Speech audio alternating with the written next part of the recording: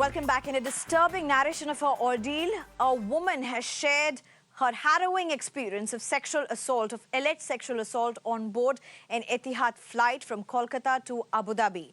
In a series of tweets posted on social media platform X, she narrates what happened with her, where an elderly man, reportedly a senior executive at Jindal Steel, initiated a conversation with her and then began showing porn clips to her on his mobile. She then says that the man, who was in his 60s, groped her, following which she complained to the airline crew, who attended to her concerns and got her seated with them. The woman also maintains that the man was eventually detained upon departure, as the airline crew reported the matter with Abu Dhabi police. Chairman of Jindal Steel and BJP MP Naveen Jindal has replied to the woman's post and assured that there is zero tolerance for such matters. He also said that a team has been tasked with investigating the matter and assured the strictest action in this case. I'm being joined at this point by the complainant, by the survivor herself. Thank you very much, ma'am, for joining us, for speaking to us. You've given an account of harrowing details of the incident that happened to you on the flight. At this point, what are your concerns? Because I'm not going to ask you any particular questions. It's for you to answer. I think my biggest concern is that I've been obviously getting a lot of backlash for speaking out, like most women do when they do decide to speak out, because the man is powerful. Mr. Jindal himself is an elected leader. So I just hope that this does not become another case which is, left in the weeds and no action is taken. As you may have seen, Mr. Jindal has responded to my tweet, but it's a very formal response, and nobody from his team has actually reached out to speak to me. He himself has not reached out to speak to me. So I think my next hope is that there is actual action that is taken. What kind of backlash are you talking about? This is extremely serious. Have you also launched an official complaint about the alleged sexual assault? The backlash I'm facing is obviously a lot of vilification that goes down for women victims, where people refuse to believe us and ask for proof.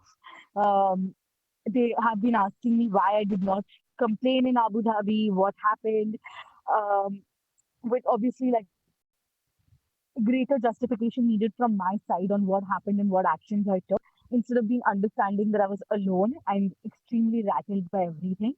Um, when it comes to filing a complaint, there's no end to how many trolls one has on social media and how many people would I, kind of put complaints against. So right now, I've only complained to the Kolkata police about the incident of sexual harassment that happened with me on the flight. Were you worried when you decided to share your ordeal on social media? Because it takes a lot of courage and a lot of strength to speak up. Yes, I was afraid. I'll be honest with you. These are powerful people, and we know that the powerful always support the powerful. Again, Mr. Jindal is also someone who is in the um, ruling party at this point of time. So he is also a powerful person. It is without a doubt that I was inhibited, but I also could remind myself that I am someone who has greater agency than a lot of people. I don't live in India. I don't have much to lose or gain from this. I don't work in the same industry as he does, or there's very little that connects me to him.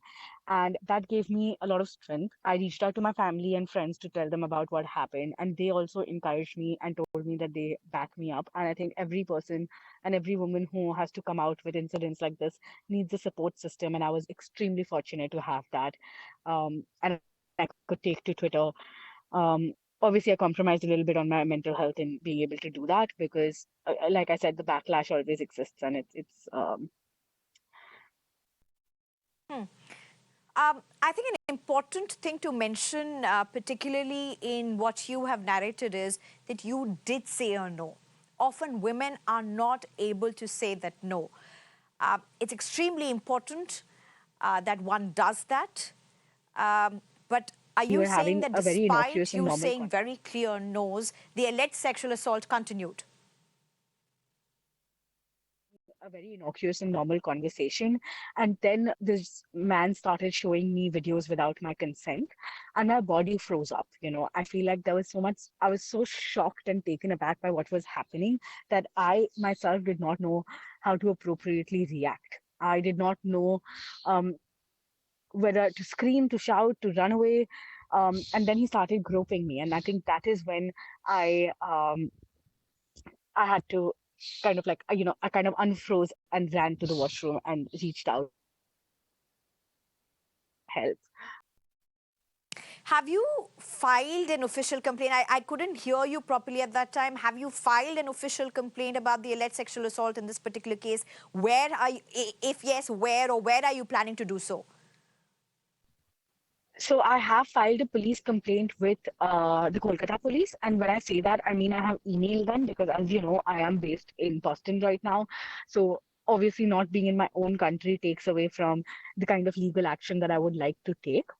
But I have emailed the commissioner of in Calcutta and in the DCP at the airport, relating the entire incident, as I have also narrated on Twitter.